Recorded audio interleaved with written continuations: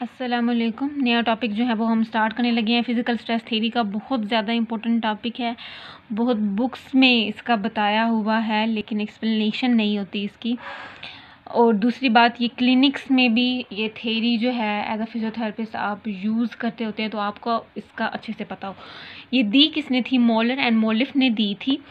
सबसे पहले ये पता हो कि एक तो हम फिज़िकल स्ट्रेस थ्योरी की बात करें ना, तो ये पता हो कि फ़िज़िकल स्ट्रेस होता क्या है। कि फ़िज़िकल स्ट्रेस फोर्स होती है जो कि हम गिवन बायोलॉजिकल एरिया के ऊपर अप्लाई कर रहे होते हैं, उसको हम कहते हैं फिज़िकल स्ट्रेस। यानी कि स्ट्रेस आ रहा है या फिर स्ट्रेस डाल रहे हैं हम, किस पे डाल रहे हैं, जो है बॉडी स्ट्रक्चर के ऊपर।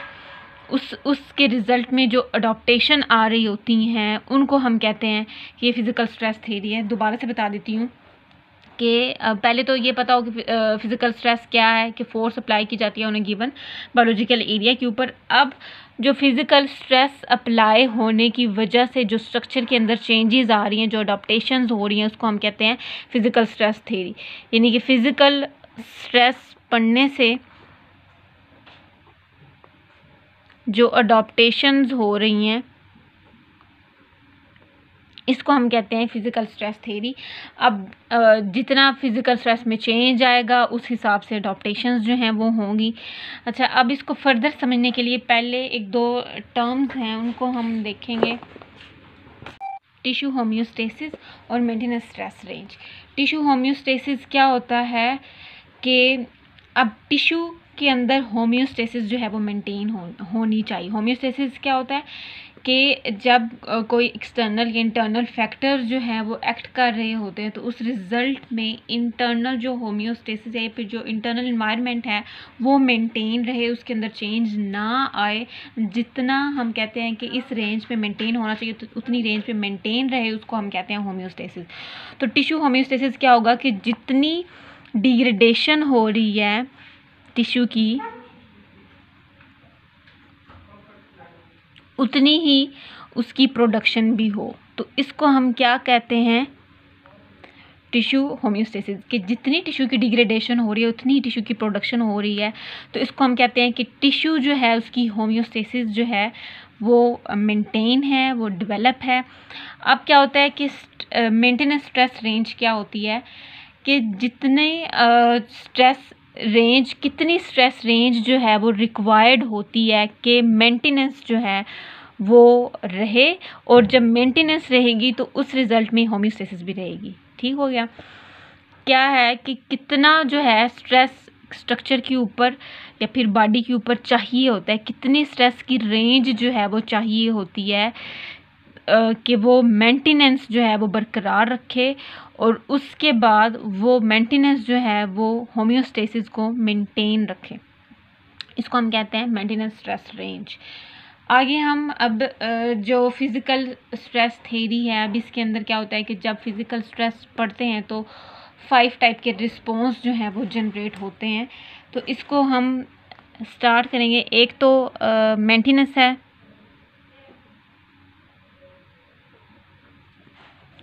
पहला इसका जो है वो कोर जो कॉन्सेप्ट है वो है मेंटेनेंस।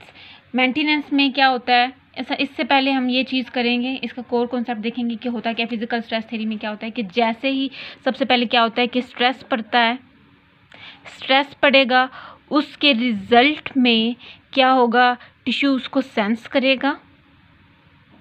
सेंसेशन के रिज़ल्ट में क्या होगा कि सेलुलर लेवल के अंदर चेंजेस आएंगी।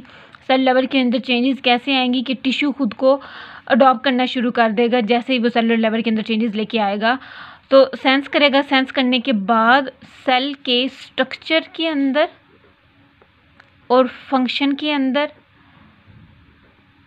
और उसकी कंपोजिशन के अंदर जो है वो चेंजेस आएंगी। इन चेंजेस को हम बात कर रहे हैं कि ये अडॉप्टेशंस हैं। सही हो गया? इन अडॉप्टेशन की बात कर रहे हैं कि जब स्ट्रेस पड़ेगा तो उसके रिजल्ट में अडॉप्टेशंस आएंगी। वो इस तरह से अडॉप्टेशन आएंगी कि उसका स्ट्रक्चर चेंज होगा, उसका कंपोजिशन चेंज होगी और उसके फंक्शन के अंदर चेंज आएगा। अच्छा, सबसे पहले हाँ, ये हमारे पास एक जो है प्रॉपर एक मैकेनिज़्म है किस तरह से होगा। इधर सबसे पहले आ जाता है मेंटेनेंस।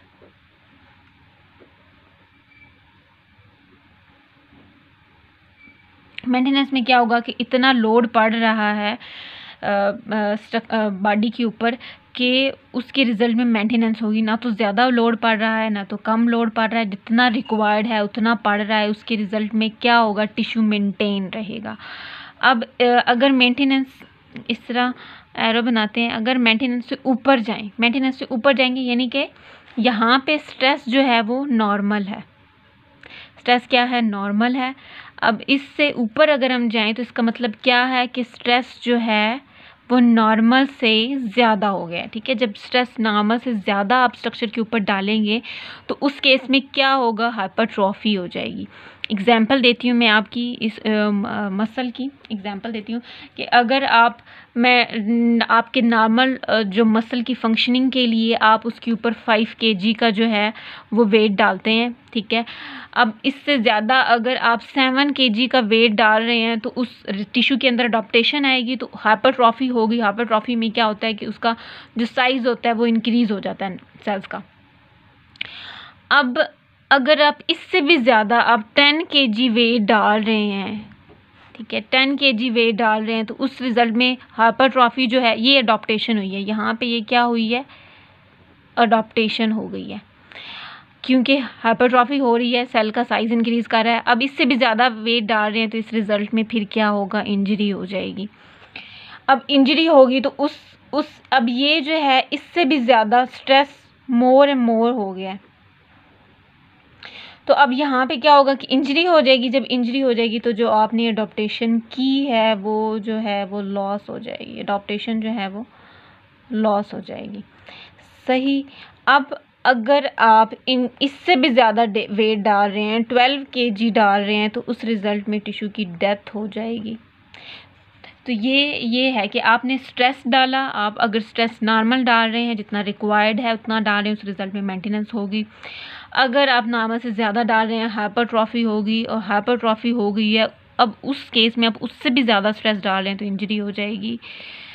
अब अब आपने एकदम से इतना स्ट्रेस डाल दिया है कि 12 kg, आप 12 kg पे चले जाएंगे तो उस केस में क्या होगी, टिश्यू की डेथ हो जाएगी। अब अगर हम अब इससे नीचे आए, मेंटेनेंस लेवल से नीचे आएंगे तो क्या होगा कि स्ट्रेस डिक्रीज़ हो जाएगा, यानी कि आप जितना स्ट्रेस चाहिए है उससे कम डाल रहे हैं, तो क्या होगा, एट्रॉफी हो जाएगी। क्या होगा, एट्रॉफी हो जाएगी। अब जैसे जब मसल यूज़ नहीं हो रहा होता तो उस केस में क्या होता है कि एट्रॉफी हो रही है।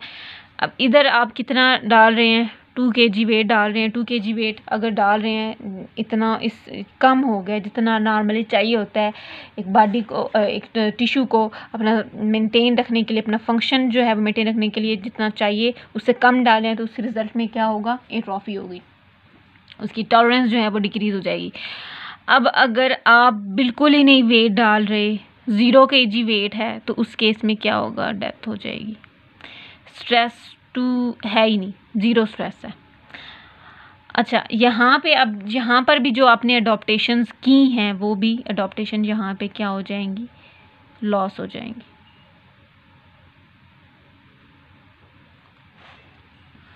अब यहाँ पे अगर एक और कॉन्सेप्ट है छोटा सा, उसकी बात करेंगे। यहाँ पे क्या हो रही है, टॉलरेंस जो है टिश्यू की वो डिक्रीज़ हो रही है, और यहाँ पे टॉलरेंस जो है टिश्यू की वो इंक्रीज़ हो रही है। टॉलरेंस जो है वो इंक्रीज़ हो रही है। तो आपने किस रेंज में रहना है जब आप अपने पेशेंट को ट्रीट कर रहे होंगे, चाहे वो टीनेजर है, चाहे वो ओल्डर एडल्ट है, चाहे वो एल्डरली पीपल है। तो अब आपने क्या करना है कि मेंटेनेंस रखनी है सबसे पहले। तो दूसरा आप देखेंगे कि आप हाइपरट्रॉफी की तरफ लेके जाएंगे उसको, या फिर आपने क्या करना है, एट्रॉफी से उसको प्रिवेंट करना है। ये सारे जो हैं आपने इसको फिज़िकल स्ट्रेस थ्योरी को अपने क्लिनिक्स के अंदर आप इसको यूज़ कर सकते हैं। ये इसका जो है सारा था core concept physical stress theory का, बहुत ही ज़्यादा आसान है।